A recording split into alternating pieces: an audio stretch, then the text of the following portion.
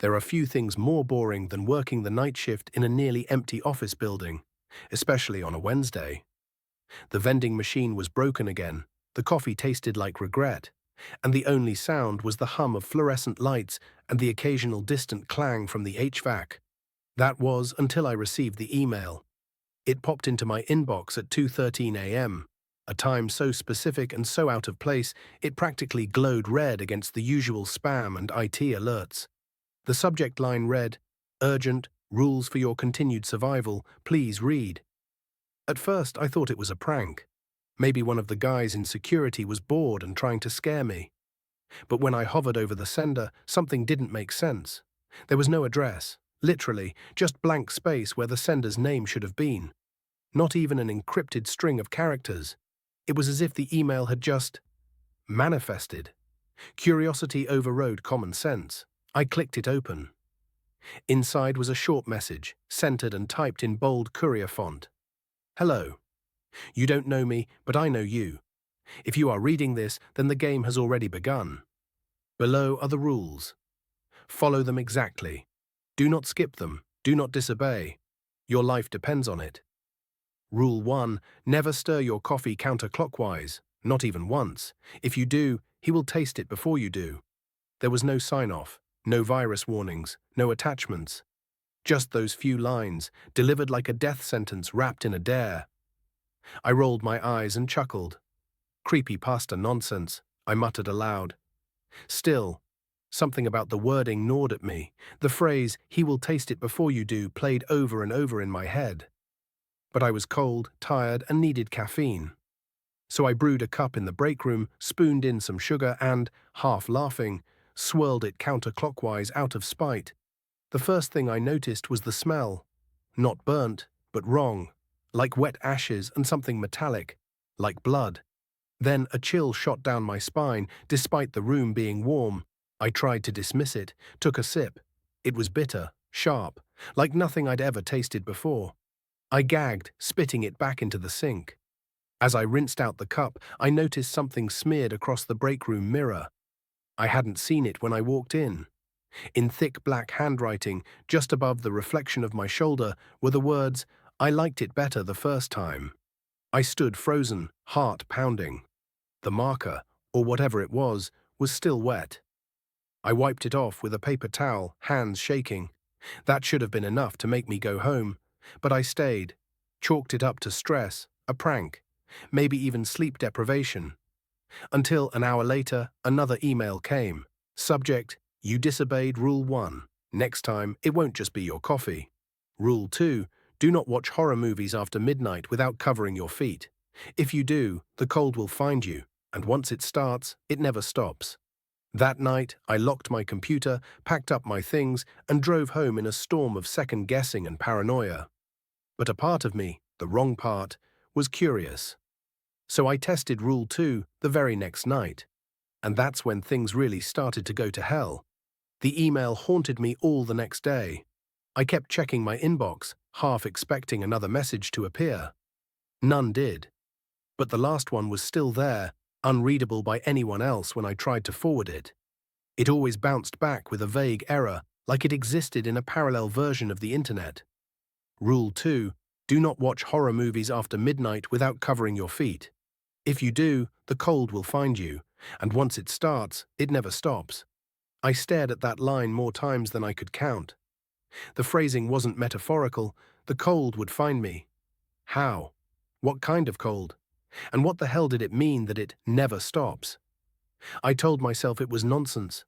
Viral marketing or someone playing a sick joke. Maybe the IT guys planted a hidden camera and were watching my reactions for laughs. So that night I tested the rule. It was 12:08 a.m. when I queued up an old horror movie on the living room TV. The Ring. I figured if I was going to tempt fate, I might as well go classic. I curled up on the couch under a thin throw blanket and made sure, deliberately smugly, that my feet were exposed. The air felt still, too still. 15 minutes in, I felt something I hadn't noticed before, a draft. But all the windows were shut. The door was locked. There were no fans running. Still the chill crept in like smoke, wrapping itself around my ankles. I looked down. My feet were pale, not just pale, drained. Blue veins showed through the skin like cracks in porcelain. I flexed my toes. They moved sluggishly. I paused the movie. There was no sound now except the soft hum of the TV screen. No wind, no traffic, no humming fridge or clock ticking. The silence was so total it felt artificial, like I was inside a soundproofed chamber. And then I heard it. A faint scraping sound, like claws against drywall, coming from beneath the couch. I froze. Slowly I leaned over and lifted the edge of the blanket, then peeked under the furniture. Nothing. I let out a nervous laugh, my breath fogging in the air. Fogging. It was cold enough to see my breath. My stomach dropped. I grabbed the remote and shut off the movie. Fumbled to pull the blanket over my legs, just as a sharp sting pulsed through my feet like someone had jammed ice picks into my toes. I screamed. It lasted only a second, but when I yanked back the blanket, I saw something that made my throat clamp shut. Frostbite. Actual frostbite. My toes were white and blistered. I scrambled to the bathroom, turned on the tap, and ran warm water over them, gasping through clenched teeth. The pain was intense, searing, like thousands of tiny knives were melting into my skin. I wrapped my feet in towels and sat there, shivering until the sun came up. When I checked my email at 8:03 a.m., there was a new message. Subject: You tempt the cold, and yet you still seek fire. Rule 3. Do not take out the trash during a full moon. If you do, the Rat King will smell your scent, and he never forgets a meal. I stared at it, heart thudding. I hadn't told anyone about what happened the night before. Hadn't posted, hadn't texted, hadn't made a call. Still, the sender knew. I limped to my front window, pulled the curtains aside. The garbage bin on the curb was full. I had meant to take it out the night before, but forgot. The next full moon was tonight. And now, the idea of doing something as simple as taking out the trash filled me with something I hadn't felt in years. Terror. But that's not even the worst part. Around noon, while trying to work from home, I noticed a foul stench coming from the side of the house, like rotting meat and stagnant water. I opened the back door and gagged. Paw prints. Huge ones. Bigger than any dog. Tracked in a wide circle along the grass, stopping right at the base of my trash bins, as if something had been waiting, watching, sniffing. I shut and locked every door in the house, shoved a chair under the doorknob just for good measure, and waited for the next email. Because now I believed. These weren't just rules, they were warnings. And I had already broken 2. That night, I stood in the doorway of my garage, garbage bag in hand, staring at the bin like it might bite me. Rule 3. Do not take out the trash during a full moon. If you do, the Rat King will smell your scent. And he never forgets a meal. The moon hung swollen and pale behind a blanket of thin clouds, a milk-white eye peering through gauze. I didn't want to believe any of this, but the bite in my toes and the whisper on my mirror told me to stop doubting. Still, the trash stank. Old leftovers, chicken skin, rotten milk. I'd forgotten to seal one of the bags, and now the smell was unbearable. Flies buzzed around the edges of the bin, and something inside the garage had begun to rustle. Rats. Probably just regular rats. Probably. I told myself I'd be fast. Just pop the lid open, toss the bag in, go back inside. 5 seconds, tops. I stepped outside. The grass felt damp under my socks. I hadn't even bothered with shoes. My feet were still sore from the frostbite, bandaged and aching. But the worst part was the silence. No wind, no crickets, no distant traffic, just the slow drag of my own breath and the sound of the bag rustling against my leg. I lifted the lid, tossed the bag in, and then I heard it. Squeaking, not the small, sharp squeak of a single rat, but hundreds, overlapping in waves, a chorus of soft, wet chirps and snickers that grew louder by the second. They echoed through the air like a growing applause. I turned back toward the garage and saw them. Eyes, dozens, no hundreds. Glinting red in the moonlight, rats swarming out from under the shrubs, out from sewer grates, cracks in the pavement spilling into the driveway like spilled ink. Some were massive, bloated, twitching with wiry muscles. Others were sleek and fast, darting between the larger bodies like shadows. I froze. One of them stood taller than the rest. It didn't move like a rat, it moved like a man trying to pretend to be one. Its limbs were too long, its skull was uneven, bulging in strange angles. Atop its head were crowns, or maybe just twisted pieces of wire and bone embedded into its flesh. Its eyes locked onto mine. The Rat King. I tried to scream, but my throat had sealed shut. The creature lifted one clawed hand and sniffed the air. Then it smiled, its yellow teeth stretched inhumanly wide, stained and jagged like shattered gravestones. A low growl built in its throat, joined by the scratching chorus of its swarm. The rats began circling me, forming a spiral, closing in. I ran, limping, dragging one foot. I barely made it to the door. Slammed it shut and threw the lock, heart hammering like a war drum. But the sound didn't stop. The rats were inside. One dropped from the ceiling vent in the laundry room. Another scurried out from behind the fridge. They weren't trying to bite me. Not yet. They were sniffing. Following a trail. My scent. I grabbed a broom and started swinging, knocking one clean across the kitchen, another bit into the cabinet door and hung there, snarling. I didn't wait. I ran upstairs, slammed my bedroom door and blocked it with the dresser. Silence fell again. Until I heard it.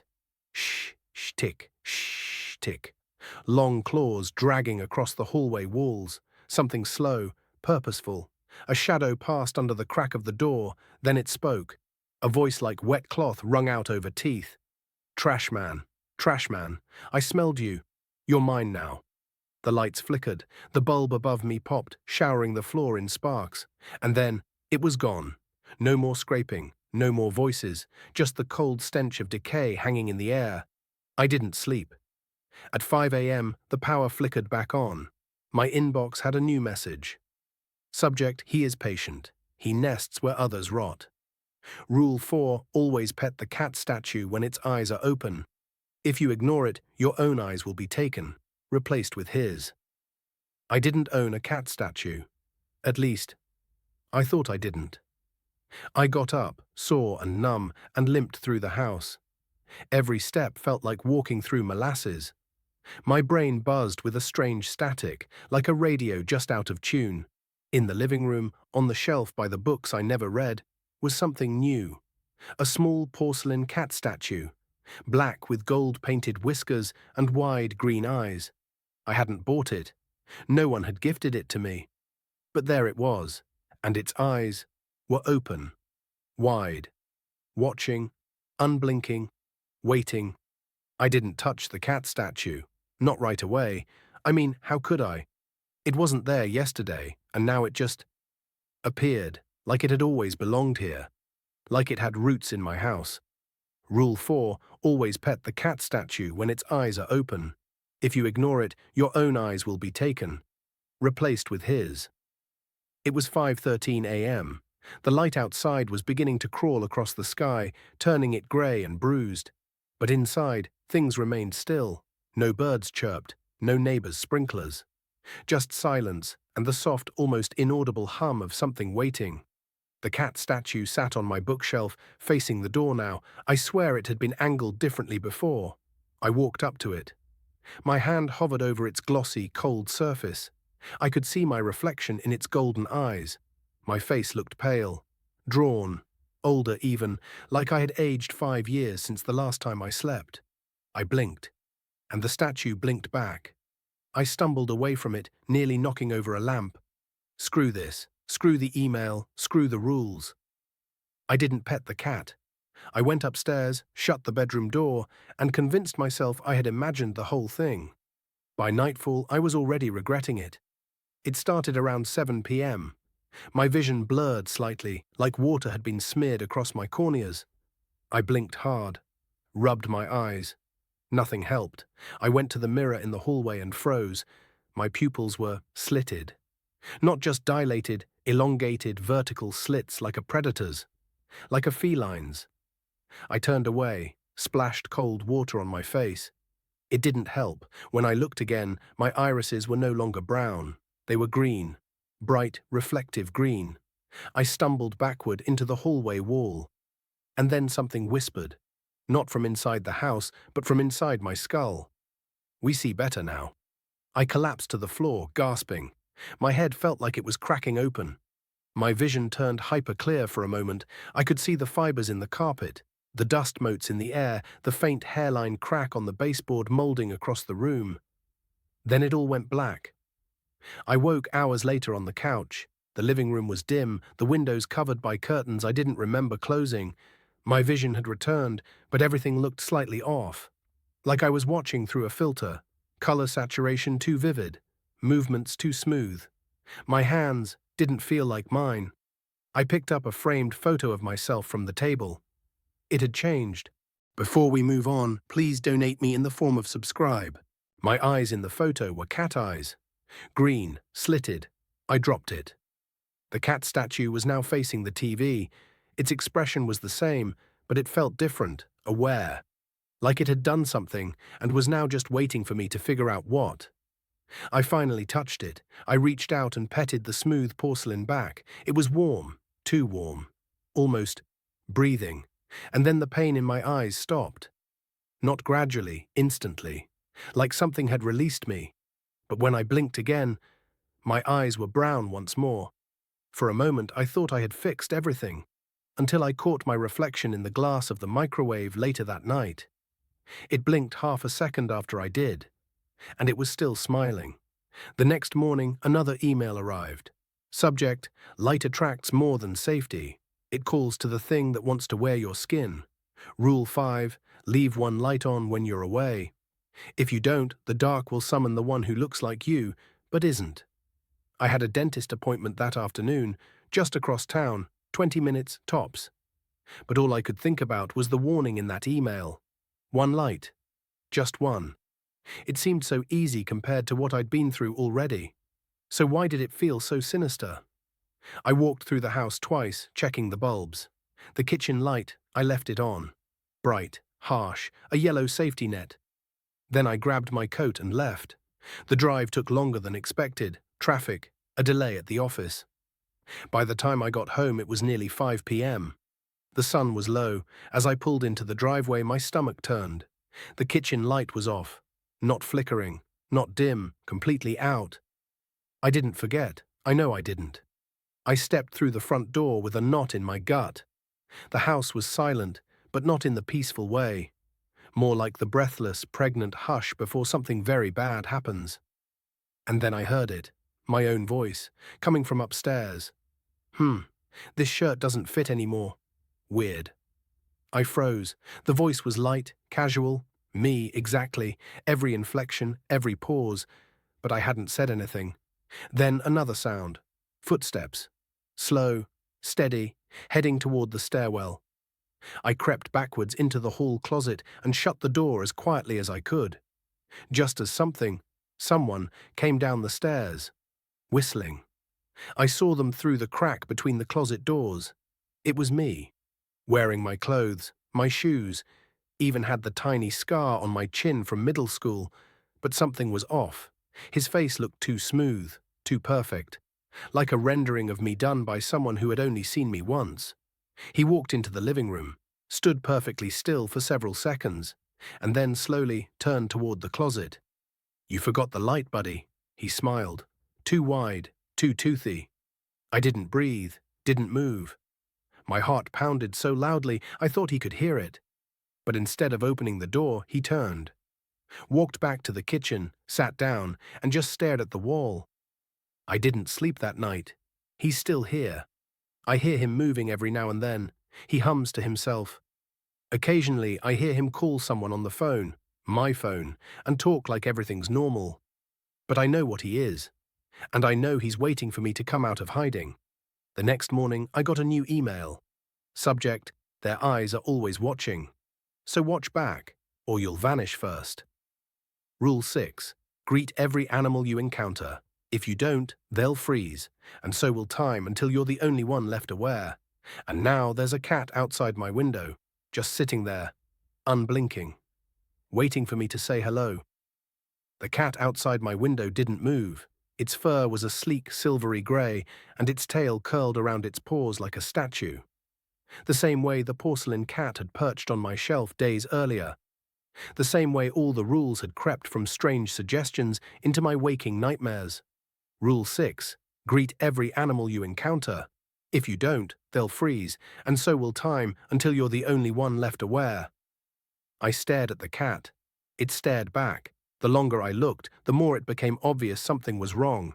Its eyes didn't blink, not even once. Its chest didn't rise, its tail didn't twitch. It wasn't waiting.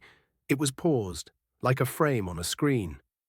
I opened the front door slowly, half expecting it to bolt. But it didn't. It stayed utterly still as I approached, unmoving in the crisp morning air. I knelt in front of it. "Hello," I said, voice barely above a whisper. Nothing. No reaction. I reached out a trembling hand. The moment my fingers touched its fur, everything changed. The world exhaled. Wind stirred. A bird flapped its wings in the distance. The cat blinked once, then slowly walked away, tail held high. That's when I realized what I had narrowly avoided. I had almost broken the rule. Almost, but not quite. The real mistake happened that afternoon. I was walking to my mailbox, still shaken, when a squirrel darted across my driveway and froze, mid-scamper, its front paws suspended in the air. I noticed it, but didn't say anything. Not right away. I figured it was just startled. I kept walking, distracted. By the time I opened the mailbox, everything was silent. Dead silent. No birds, no wind, no hum of distant cars. The breeze had stopped blowing. The leaves on the tree beside me had stopped moving mid-rustle, frozen like papier-mâché. I turned around slowly. The squirrel was still stuck in place. So was the dog down the block, mid-bark, mouth stretched in a silent snarl. So was the mailman just across the street, 1 foot off the ground in a forever step. The whole world had paused. Except me. At first I thought it was some kind of hallucination. Maybe I'd finally cracked. But then I started testing things. Water from the faucet didn't move. My phone screen wouldn't respond, frozen in mid-refresh, caught between displaying 2 notifications. Even the clock on my oven was stuck, 2:44 p.m., no seconds, no blinking colon, just frozen numbers. And then, the whispers began. Not loud, not even intelligible, just murmurs. From behind doors, beneath floorboards, underneath my own thoughts. He left them unnoticed. Time bends for those who disrespect the watchers. The veil thins, I tried shouting, crying, turning things off and on. Nothing changed. The entire world had become a photograph, until I returned to the squirrel. I knelt down and whispered, "Hello." The squirrel blinked, then scampered off like nothing had happened. The whispers stopped, the wind returned, the world resumed, and I felt seen, not just by the animals, but by something through them, something ancient, patient, something that did not appreciate being ignored. That night, I was brushing my teeth when my reflection lagged again. It moved half a beat too slow, and it was smiling again, but this time I wasn't. The lights flickered once, then the mirror's surface rippled just slightly, like the top of a puddle. And then my reflection whispered, "One rule left before the final one. You're almost ready." I stared, foam dripping from my mouth. Ready for what? But the reflection didn't answer. It just smiled and wiped its own mouth mockingly. The next morning, a new email waited in my inbox. Subject: do not see what sees back, especially when you're alone in the dark. Rule 7. Avoid eye contact with reflections during blackouts.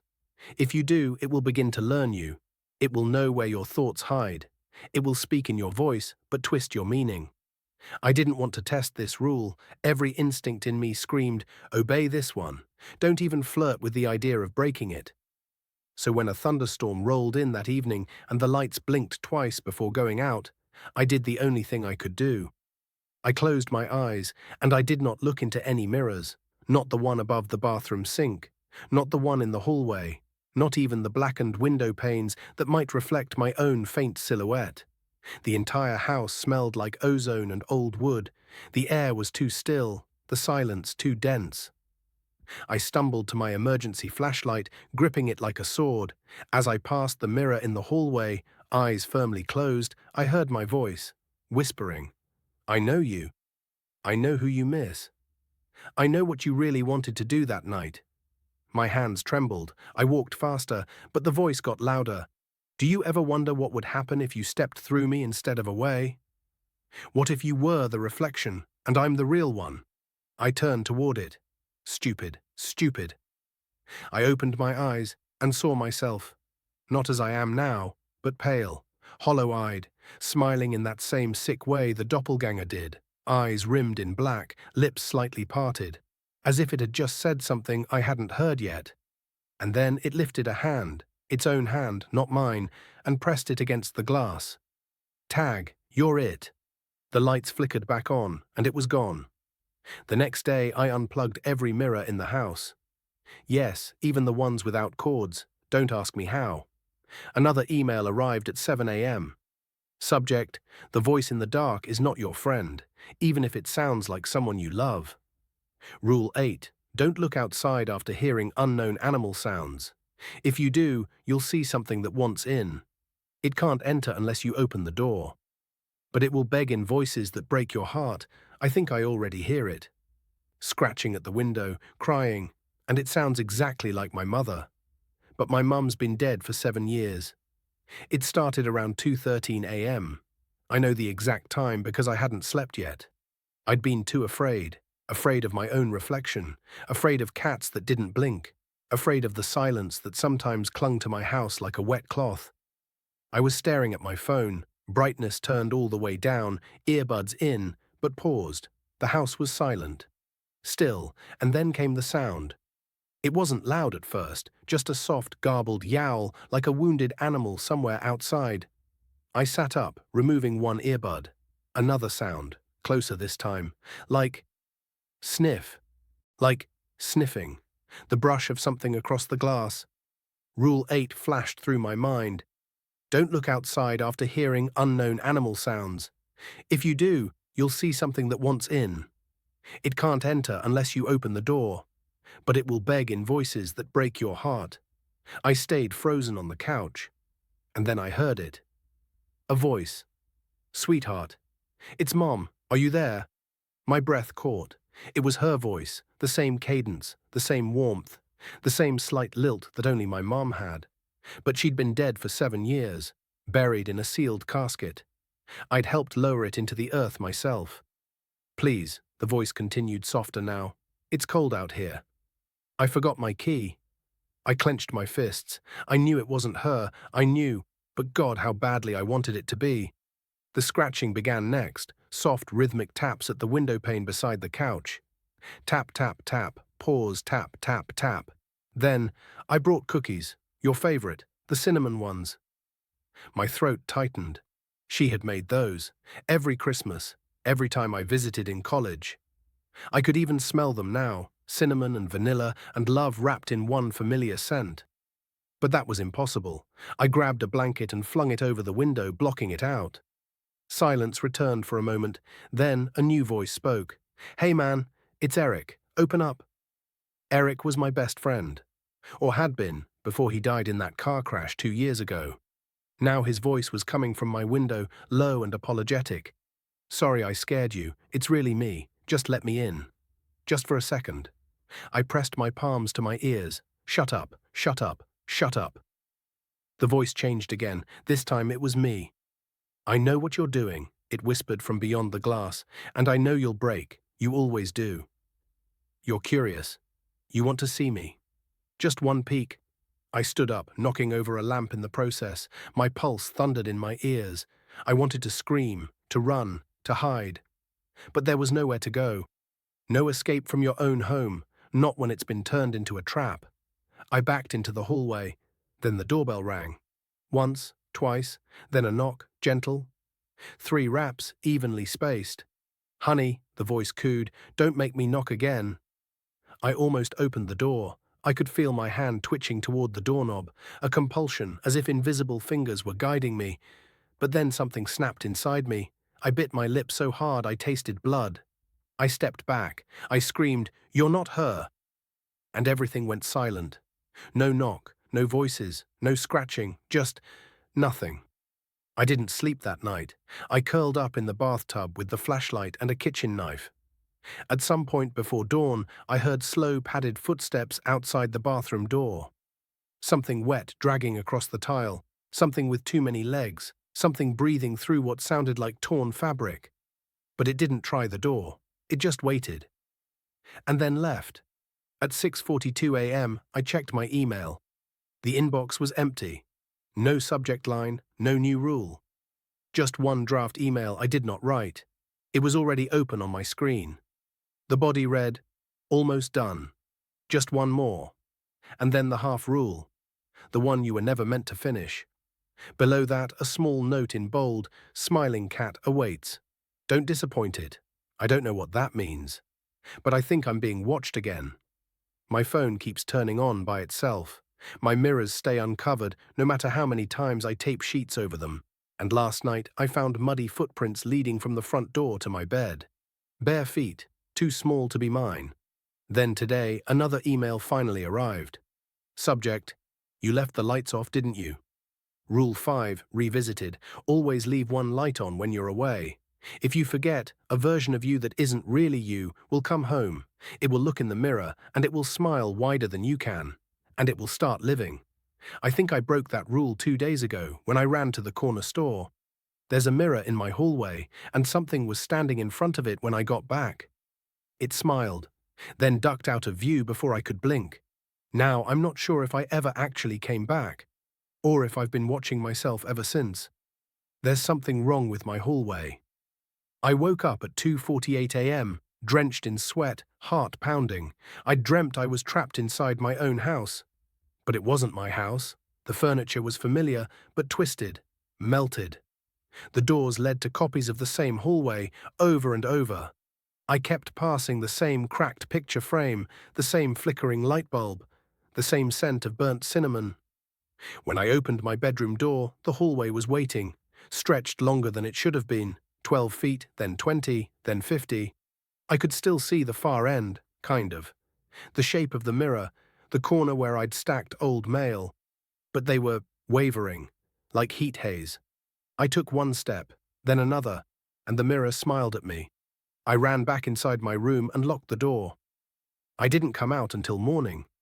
When I did, the hallway was normal. But the picture frame on the wall, the one from the dream, it was cracked, just like I'd seen. At 7:14 a.m., a new email arrived, but this one didn't follow the format. It was corrupted. Subject: 8.5 RUL3. Never ever. The body was worse, just static at first, lines of gibberish, squares, symbols, text that pulsed red when I hovered over it. Then slowly the screen cleared. One sentence remained, centered and still. "You already broke it." What? Which rule? How? I started going back through the list. Every rule, every instruction. I thought I'd only broken 1 or 2, but as I reviewed, the doubts began to creep in. Rule 1, never stir coffee counterclockwise. I'd obeyed that. Mostly, but there was that one time I accidentally used a spoon without thinking. Was that the day I got sick? Rule 2, no horror movies after midnight with uncovered feet. I'd definitely broken that. I still felt cold at night. Rule 3, trash during a full moon. I remembered the rat. I still heard it in the vents sometimes. Scraping. Rule 4, pet the cat statue. That one too. My eyes still flashed yellow in the mirror when I blinked too slow. Rule 5, leave a light on when away. Broken. And now I had a me in the mirror that wasn't me. Rule 6, greet every animal. Forgotten. Time froze. I still feel like the world's stuttering around me now and then. Rule 7, avoid eye contact with reflections during blackouts. I peeked. I heard it. It knows my voice. Rule 8, don't look outside during unknown animal sounds. I didn't open the door, but I listened. I lingered. So what was left? Just 8.5, the unfinished rule. Never ever. I stared at those words for what felt like hours. That's when the rules began changing, literally, the emails, the text, the sentences I'd saved in screenshots and printed out. They began to rearrange. Some letters flickered, shifted. One morning, Rule 3 said, avoid taking yourself out during a full moon. Another day, Rule 6 read, Greet the animals before they greet you. If they speak first, don't answer. The rules weren't just guidelines anymore, they were alive, rewriting themselves, and I think they're watching me adjust. A voice in my phone's voice memo app whispered something last night. I hadn't recorded anything, but the file was there. It's already inside. Yesterday, I visited my office for the first time in weeks. I'd been working remotely ever since the first email arrived, but I needed answers. I wanted to know if maybe this all started there, some glitch in the company network, a prank, a virus. When I stepped into the building, the power was flickering. Emergency lights only. Hallways were empty, desks abandoned, and on every screen the same message: Smiling cat welcomes you. I found my cubicle. Someone had placed a small ceramic statue on my desk. A cat, same as the one from before. This time its mouth was open. It was purring, even though it wasn't moving. I touched it, and heard a voice whisper in my ear, Rule 8.5 was never for you. But you saw it anyway. Now you must finish it. The lights went out, for real this time, total darkness, and I felt something brush my shoulder, something dry, cold, curious. I sprinted out of the office and didn't look back. That night, another draft email was open on my computer when I returned. It had no sender, no subject, just one line, typed by unseen hands. Never ever turn around when you hear your own voice behind you. There it was, Rule 8.5, finished. At first I thought I was safe, I just had to obey it. But then, I heard it. This morning, I was brushing my teeth, the window was open, a breeze blew in, and then, hey, my voice said softly, from behind me. You forgot to turn off the coffee pot. You'll burn the house down again. Turn around. I froze. The mirror was fogged over, my hands were shaking, my voice again, slightly louder. Come on, it's just me. Don't be rude. I stepped backward slowly. I didn't look. Not yet, but I know it's still there. Waiting. Smiling. Smiling cat wants me to look. Wants me to finish something I never started. The rules were supposed to protect me. Now they're feeding on me. And I think I was never supposed to survive this long. It started with a name. Damon McCory. It was printed in the subject line of a random spam email I almost deleted. Titled, Re. McCory's log, failed sequence. I didn't open it at first. I was too scared. But curiosity, it's like gravity when you're close to the edge. Eventually I clicked. It wasn't written to me. It was sent from someone calling themselves Big Country and addressed to a long list of other names. Sleepy Shroom Gunology, Army of Meerkats, Dragon Slayer, Die Screaming Smiling Cat. Smiling Cat, there it was again. My tormentor, my overseer, my prison warden with a cartoonish name.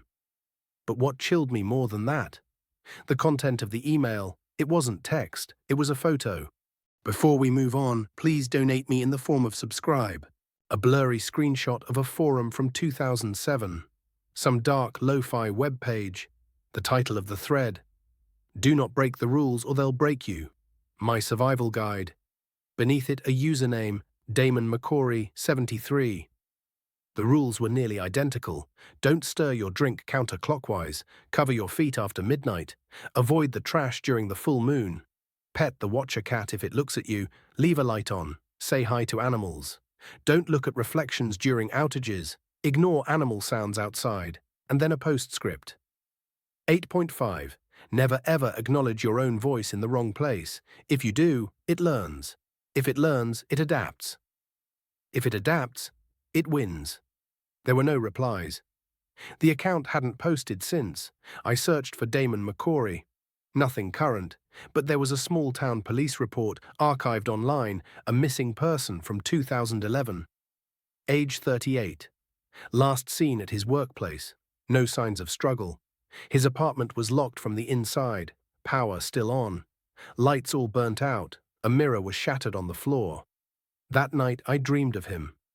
I saw a man hunched over a desk, whispering rules into a tape recorder. His eyes were hollow, his hair patchy, his voice barely human. It's me now, he said. I'm the half rule. I didn't finish the game, so I became it. He turned and his face was mine. But smiling, always smiling. When I woke up, there was a package outside my door, no return address, no markings. Inside was a single sheet of paper, typewritten, "You've reached the checkpoint. 8 rules absorbed, 1/2 rule completed.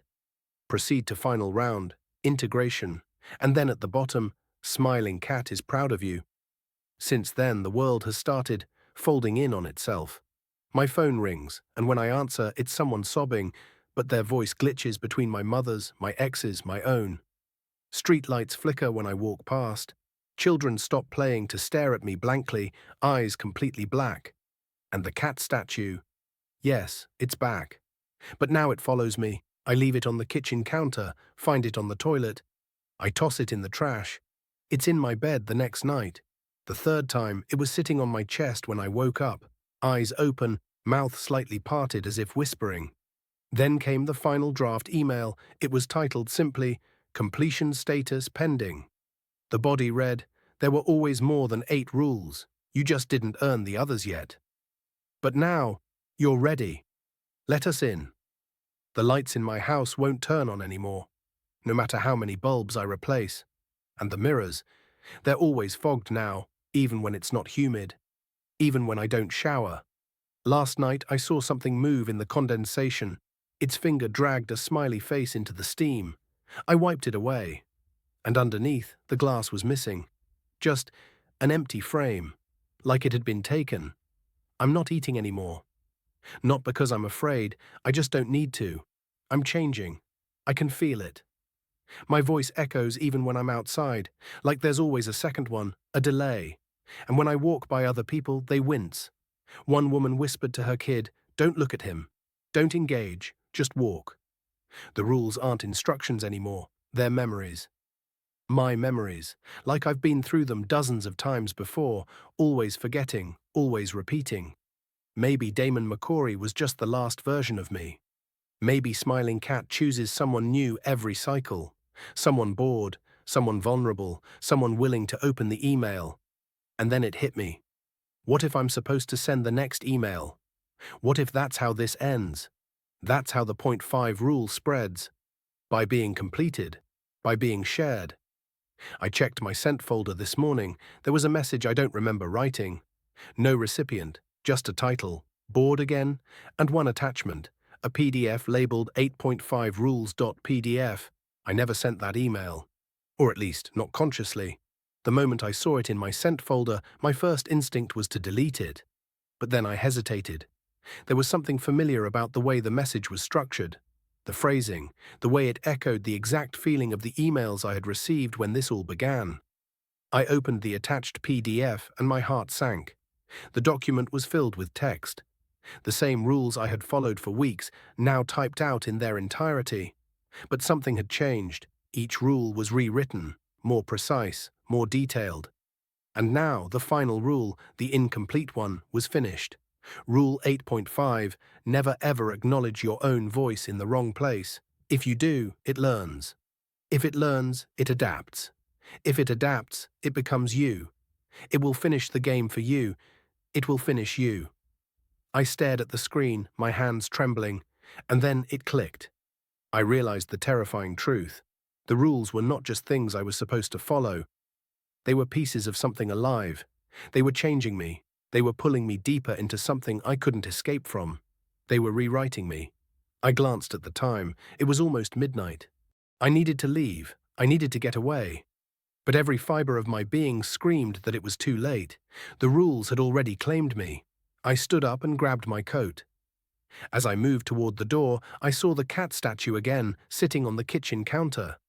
Its eyes were wide open, watching me. I felt an overwhelming urge to approach it. "Don't look at it." I froze mid-step. The voice was mine, but it wasn't my voice. It felt hollow, distant, like it was coming from somewhere else, from another version of me. I snapped my head around to the front door, almost desperate to get out of the house. But there, in the hallway, I saw something I didn't expect.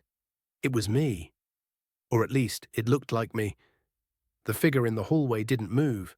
It just stood there, eerily still, wearing the same clothes I had been wearing earlier. I couldn't breathe. I couldn't think. And then the voice came again. "You're just about to break the last rule, aren't you?" I looked down at my hands. I could barely feel them anymore, as if the very act of gripping the doorframe was beyond me. The rules had stripped my awareness piece by piece. I was a shell now. The rules were inside me. I could hear my reflection in the hallway, my own voice mocking me. "You should have stopped at the first rule, but now you've seen it all."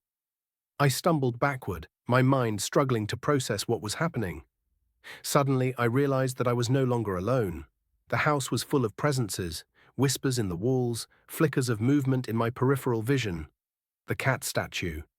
It wasn't watching me anymore, it was staring past me. I turned and my heart froze. The reflection in the mirror was wrong. It wasn't just me staring back, it was all of me. Every version, every mistake, every broken rule, every adaptation. My reflection smiled. I slammed my eyes shut and backed into the corner of the room. But the whispers, they didn't stop. They grew louder. "You can't leave. It's already in you. It's you."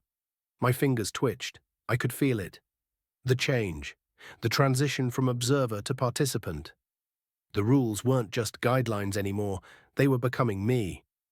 I looked at my phone again, desperate to find something familiar, to anchor myself in a reality that hadn't crumbled beneath me. Another email. "Did you think you could stop? Did you think you could break free?"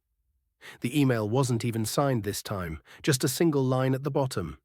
"It's too late. The game has ended." I stood there for what felt like hours, barely moving, barely breathing. The house felt more like a trap than ever. The walls pressed in, the shadows were alive, shifting and twitching. I wanted to scream, but I couldn't. It was me. It was always going to be me. I reached out, trembling, and placed my hand on the mirror. The cold glass sent a shock through my body, and I flinched back. But then I felt it. A pulse. Like someone else was inside me. And the final rule, the half rule, the one that had been so ominously unfinished, came flooding back. I knew what it was now. "You already broke it." The voice was mine, but it wasn't. It came from the reflection. It wasn't my reflection anymore. It had become something else, something that knew me better than I knew myself. I turned toward the door, but I couldn't open it. I couldn't leave. I wasn't sure I even wanted to anymore. The reflection grinned. "Welcome to the final round," it said. "You'll never escape." I reached out and placed my fingers against the glass.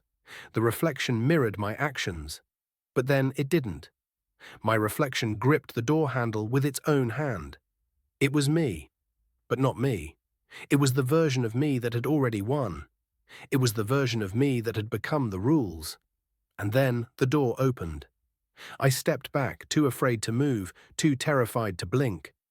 A shadow loomed in the doorway, and behind it there was nothing but darkness. The final game had begun, and I wasn't playing. The door creaked open, and the darkness beyond it felt alive, suffocating, pressing in on me from all sides. I could hear my reflection, my voice, murmuring from the other side, as though it were part of the house itself. "You should have listened to the rules, but now you're here. You're one of us." I backed away, my heart pounding in my chest, but my feet refused to move. I wanted to scream, but the scream wouldn't come. The air had thickened. I felt heavier, like I was being pulled down into the ground, into some endless pit of emptiness. I glanced back at the mirror. The reflection no longer mimicked me. It was moving on its own. It smiled at me, my smile but twisted. It wasn't me. It was something else wearing my skin. And then I understood. I understood everything, the rules, the strange emails, the reflections, the way the cat statue followed me. It wasn't just a game. It wasn't just some twisted joke. The rules weren't a means of survival. They were a process. A way to change you, to turn you into something else. Something more, something that could never leave. The voice, my voice, spoke again from the doorway. "You've followed them all, haven't you? Every single one." I turned back to the door. The shadow was gone, but the emptiness lingered. My reflection, however, was still there. It was standing in the hallway as though waiting for me to make my move. "Come inside. The game is over. You're done." I could feel my fingers trembling. I wanted to fight it. I wanted to run, to break free, but deep down I knew I couldn't. I had already lost. I stepped forward. The air was thick with an unnatural chill, but as I crossed the threshold, it didn't feel cold. It felt like I belonged here, like this was where I was always meant to be. The world around me warped. The walls seemed to stretch and shrink at random, pulsing with a faint rhythmic hum. There were shadows in the corners of my vision, shifting, waiting. "You've been a good player," the voice said. "You followed all the rules. And now you're ready." I walked deeper into the room, into the darkness. It was then that I realized I wasn't alone. The room was full of them. People, or one, versions of people. They were standing in the darkness, motionless, like statues, reflections of people who had come before me. Each one was wearing a mask, a distortion of their own face, frozen in time. I could feel their eyes watching me, though they didn't move. There was Damon McCory, the one who had set it all in motion. His mask was cracked, his eyes hollow, his smile stretched unnaturally wide. And beside him were others, each one was a distortion of the person they had once been. Big Country, Smiling Cat, Gunology. They were all there, and they weren't real anymore. They were trapped, just like me. The reflection of me, my twisted self, moved toward me from the hallway. Its smile was wide, unblinking. It wasn't smiling like I smiled. It wasn't even human anymore. It stepped forward and suddenly I was there too. Not physically, but spiritually, mentally. Part of it. The rules had been shaping me this whole time. Every step, every choice had been part of a process that had slowly worn away at me. Until now, I felt it all coming together. I felt myself slipping into the reflection, becoming it, becoming the game. The shadowy figures in the room began to stir. Their masks twitched as if they were waking up. I could hear their whispers, my whispers, joining the chorus. "We're all you now," they whispered in unison. "We're all part of it." I stepped back, but my feet no longer obeyed me. I was trapped in this place, just as they were. The reflection of me, the version of me that had become the game, reached out with one long, elongated hand and touched my chest. It felt cold. So cold. Like ice. But there was no pain. Only numbness. And then I heard it. The voice I had been hearing in my head for weeks. The voice of Smiling Cat. "You did it. You played the game. You followed the rules." It wasn't a voice on the other side of the door. It was inside me. I looked around the room. The figures, the versions of me, were all staring now, their eyes wide. They were no longer silent. Their voices joined the one inside my head. "You were always meant to be here. There was never an escape." I turned, wanting to scream, but the words never came. There was no air to scream with. I looked at the reflection again. It wasn't me anymore. It was them. It was all of us. The rules had consumed me, and they would consume everyone else who played the game. And as I stood there, no longer sure where I ended and the game began, Smiling Cat's voice whispered one final time, "It's done. You're one of us now. You'll be the one who sends the rules next." The reflection smiled again. It was the last thing I saw before the darkness swallowed me whole. And that's how it ends. Or more accurately, how it begins again. The rules aren't over. The game isn't finished. It's just started a new cycle. And now, it's your turn. Before we move on, please donate me in the form of subscribe.